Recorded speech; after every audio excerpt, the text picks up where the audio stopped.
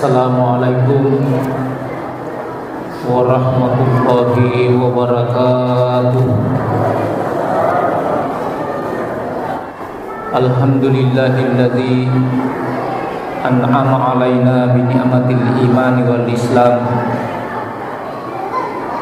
Wassalatu wassalamu ala asrafil mursalin wa khatamin nabiyyin Sayyidina Muhammad wa ala alihi wa ashabihi ajma'in, amma ba'd. Bapak-bapak, ibu-ibu, adik-adik yang saya muliakan dan dimuliakan oleh Allah Subhanahu wa ta'ala.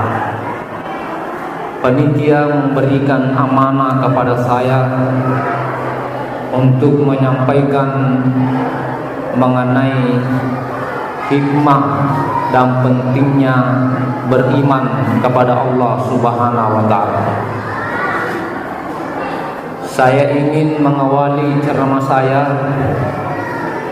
dengan menyampaikan proses Nabi Ibrahim alaihissalam menemukan Tuhannya, yaitu Allah Subhanahu wa ta'ala. Ketika Nabi Ibrahim alaihissalam melihat bintang di malam hari yang punya cahaya, maka Nabi Ibrahim mengatakan, ini adalah Tuhan saya.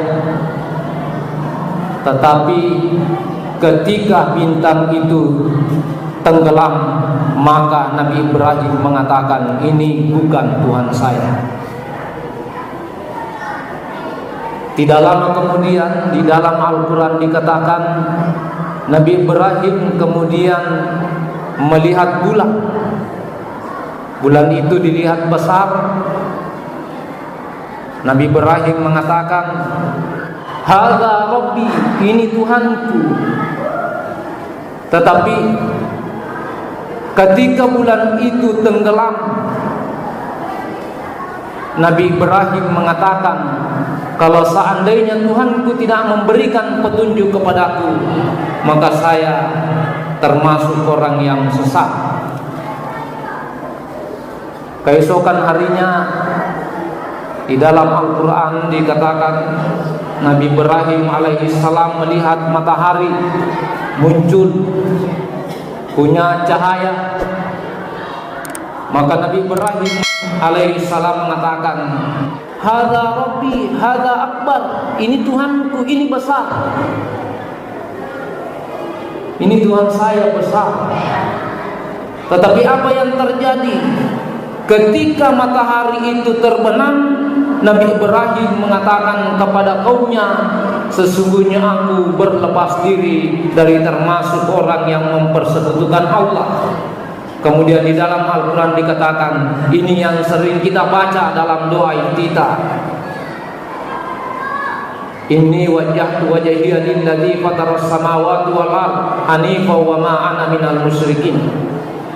Inni wajjahtu, sesungguhnya aku hadapkan wajahku, wajhiya wajahku, lilladzi fataras samawati wal ardh, kepada Tuhan yang menciptakan langit dan bumi, hanifa, yang lurus, wa ma ana minal musyrikin, dan saya tidak termasuk orang yang musyrik. Kalau kita perhatikan kisah ini, mustahil segala sesuatu yang ada di muka bumi ini tidak ada penciptanya. Di situ diberikan petunjuk Nabi Ibrahim bahwa yang menciptakan segalanya dan yang menjadi Tuhan semuanya adalah Allah Subhanahu wa ta'ala. Hadirin yang saya muliakan dan dimuliakan oleh Allah Subhanahu wa ta'ala. Waktu saya SD, saya orang Sengkang. Saya belajar di SD Selonggulo. Ada kepala sekolah saya dulu mengatakan kepada saya bahwa pernah ada komunis mengajar kepada muridnya. Lalu komunis itu bertanya kepada muridnya, siapa yang pernah melihat Allah? Semua murid menjawab, tidak ada yang pernah melihat Allah. Lalu komunis itu mengatakan, kalau begitu tidak ada Allah, tidak ada yang melihat. Tidak lama kemudian ada satu murid yang bertanya, siapa yang pernah melihat akalnya Pak Guru? Siapa yang pernah melihat akalnya Pak Guru? Semua menjawab, tidak ada yang pernah lihat akalnya Pak Guru. Anak itu mengatakan, kalau demikian Pak Guru tidak ada akalnya, alias gila. Ada sesuatu yang tidak mesti kita lihat tapi kita yakini. Demikian juga Allah Subhanahu wa taala, hadirin yang berbahagia. Ada seorang raja mengumpulkan masyarakatnya, lalu mengatakan kepada masyarakatnya, saya mau masuk Islam dengan catatan siapa yang bisa menjawab 2 pertanyaan saya. Ada 2 pertanyaan saya, kalau mampu dijawab maka saya akan masuk Islam. Ada seorang budak mendengarkan pertanyaan itu. Yang pertama pertanyaannya raja itu adalah, di mana saya bisa lihat Allah? Saya mau melihat Allah. Yang kedua pertanyaannya adalah, apa pekerjaannya Allah? Itu 2 pertanyaannya. Tidak ada yang mau menjawab, tetapi ada satu budak yang menjawab. Budak itu mengatakan, saya bisa menjawab pertanyaannya si raja. Jawaban pertama, kalau mau melihat Allah, lihat matahari ketika terbit. Hanya 1 menit, 2 menit atau 3 menit, air mata akan meleleh, begitu terangnya, hadirin yang berbahagia. Raja itu mengatakan, saya tidak mampu melihatnya. Maka budak itu mengatakan, sedangkan ciptaan Allah Subhanahu wa taala tidak mampu kamu melihatnya, apalagi Allah Subhanahu wa taala. Kemudian yang kedua, mau tahu apa pekerjaannya Allah? Kan bapak raja, saya budak. Itu baju yang dipakai raja berikan kepada saya, dan baju yang saya pakai dipakai oleh raja. Itu pekerjaannya Allah. Artinya apa? Raja pemimpin hari ini belum tentu besok menjadi pemimpin.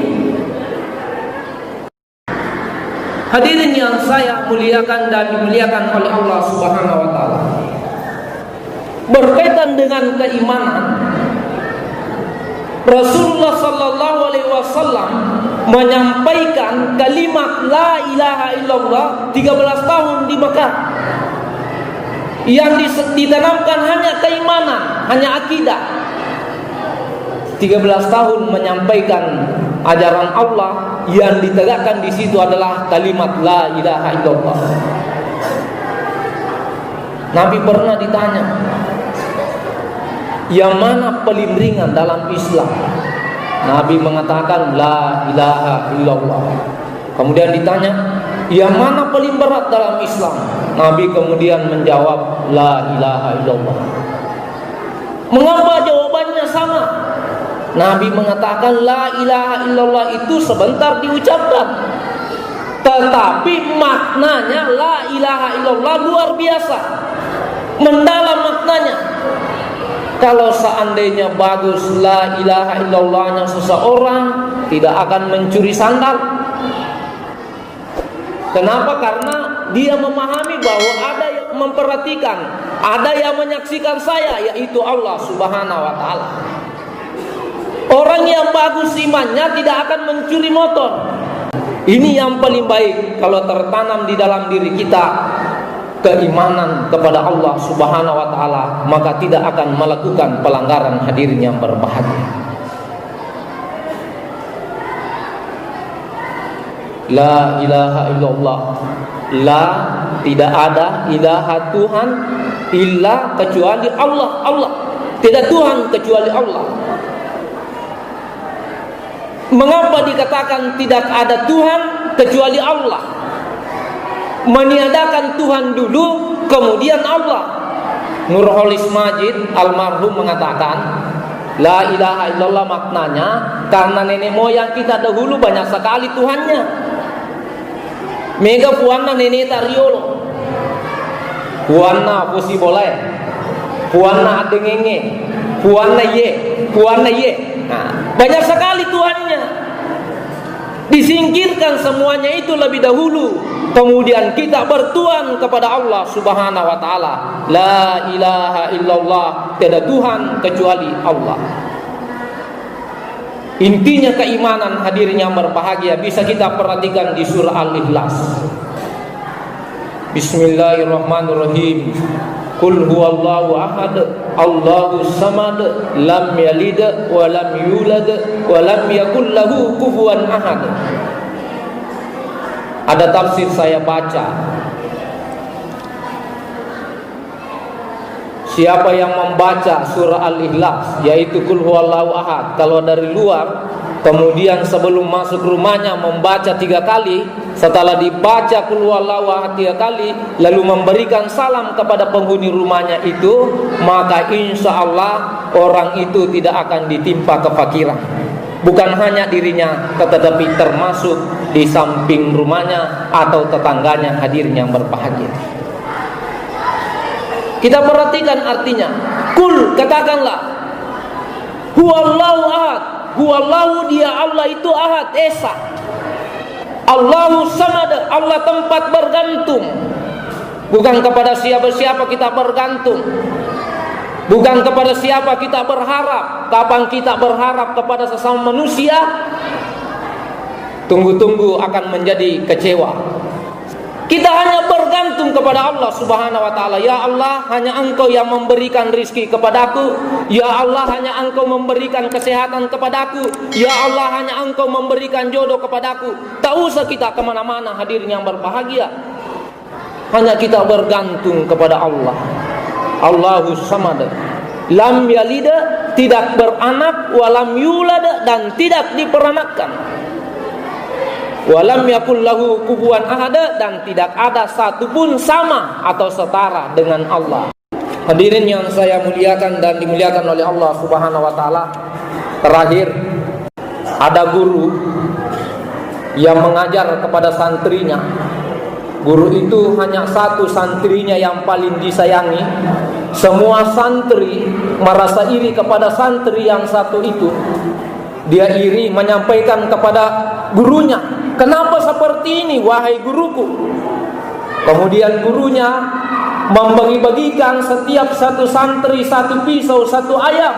Kemudian dia persilakan kepada santrinya, wahai santriku, sembeli ayam ini. Kira-kira di mana tempat tidak ada yang melihat kamu? Sembeli ayam ini. Setelah disembeli, kembali di hadapan saya. Apa yang terjadi? Semua santri cari tempat yang tersembunyi. Ada yang di bawah pohon, tidak ada orang yang lihat, langsung disembeli. Ada yang di goa, tidak ada yang lihat, langsung dipotong. Di tempat-tempat yang sunyi, tidak ada yang memperhatikan, dipotong. Tetapi hanya satu santri yang tidak potong ayamnya. Dikembalikan kepada gurunya. Gurunya bertanya, mengapa Anda tidak sembeli ayammu? Santri yang satu itu mengatakan, di mana saja saya pergi, di goa, di bawah pohon, di tempat yang sunyi, selalu ada yang melihat saya, selalu ada yang menyaksikan saya. Siapa yang menyaksikan kamu? Yaitu Allah Subhanahu wa taala. Kalau tertanam di dalam diri kita seperti ini, maka insya Allah kita tidak akan berani melakukan pelanggaran, dan insya Allah iman kita akan mantap di hadapan Allah Subhanahu wa taala. Yang namanya iman itu adalah diucapkan di lidah, di lisan, kemudian diyakini di hati, lalu dilakukan dengan perbuatan. Inilah iman yang sempurna, hadirin yang berbahagia. Semoga apa yang saya sampaikan pada kesempatan ini ada manfaatnya kepada hadirin, lebih-lebih kepada pribadi saya sendiri, sehingga kita senantiasa diridhoi oleh Allah Subhanahu wa taala, selamat di dunia dan di akhirat. Akhirul kalam, wabillahi taufiq was sa'adah. Assalamualaikum warahmatullahi